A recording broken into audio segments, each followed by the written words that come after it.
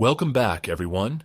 Today we're diving into the secretive world of DARPA, or the Defense Advanced Research Projects Agency, with the help of the book, The Pentagon's Brain, An Uncensored History of DARPA, America's Top Secret Military Research Agency, by Annie Jacobsen.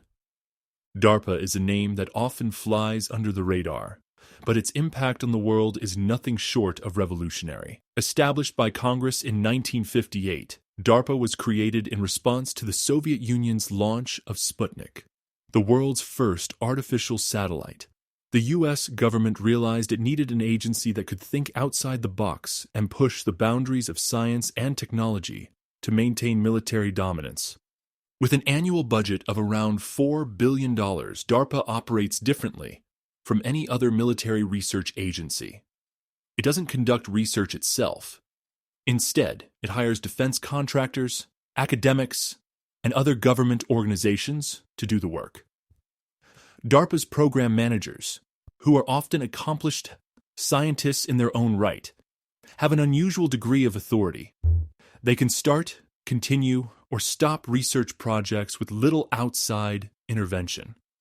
This agility allows DARPA to move swiftly, free from the usual bureaucratic red tape. But here's the kicker. DARPA's mission is to create revolutions in military science. It's not just about improving existing technologies. It's about creating the weapons and systems that will dominate the battlefields of the future. And while DARPA's public image often highlights its contributions to health and wellness, like how its research helped bring about the internet and GPS, its true focus is on developing advanced weapon systems.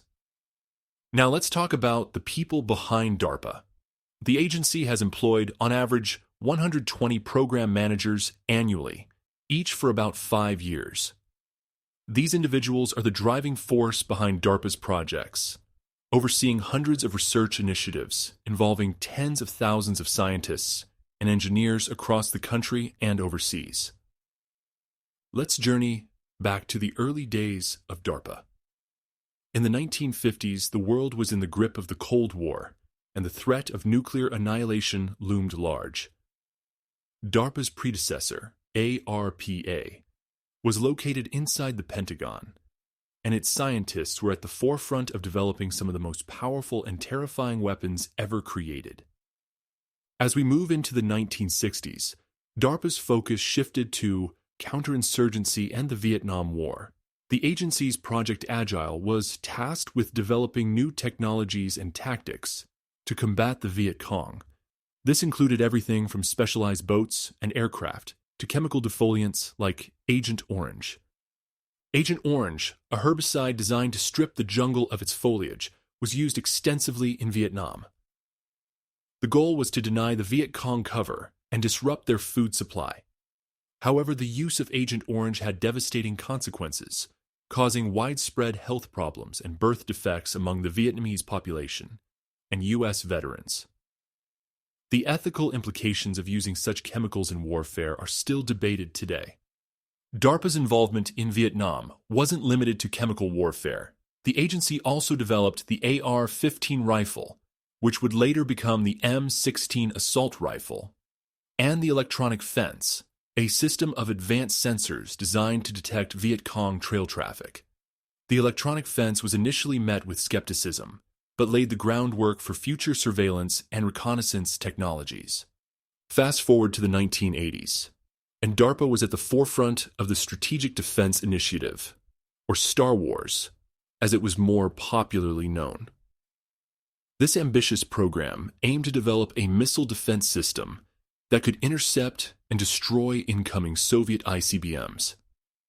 The centerpiece of the initiative was the X-ray laser, a technology that would use nuclear explosions to generate powerful beams of radiation.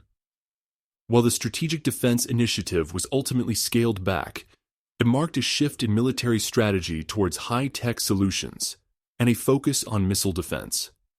The initiative also highlighted the ongoing debate over the feasibility and ethics of space-based weapons systems. In the 1990s, DARPA's focus shifted to urban warfare and the challenges of fighting in complex, populated environments.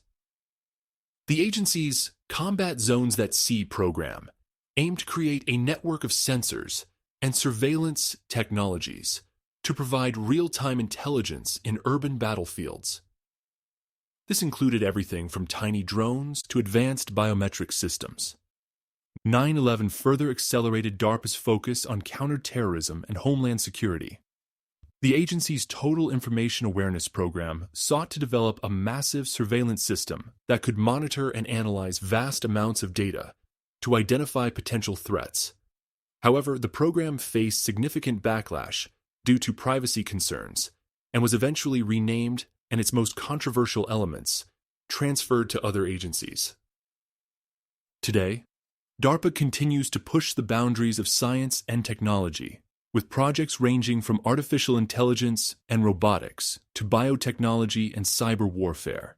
The agency's work on autonomous weapon systems, including hunter-killer robots, raises important ethical questions about the future of warfare and the role of humans in combat. As we look to the future, it's clear that DARPA will remain at the cutting edge of military innovation. The agency's work has the potential to shape the course of history, but it's crucial that we, as a society, engage in a thoughtful and informed dialogue about the implications of the technologies DARPA is developing. That's all for today's episode. I hope you enjoyed this deep dive into the secretive world of DARPA. If you found this episode intriguing, be sure to subscribe and leave a review. And don't forget to tune in next time for more fascinating stories from the world of science and technology. Until then, keep learning and stay curious.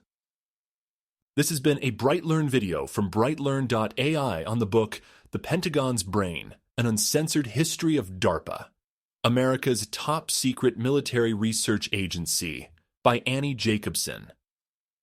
Visit BrightLearn.ai for more fascinating videos like this one, and naturalnews.com for full editorial coverage and breaking news on critical stories that keep you informed and aware of what's really going on.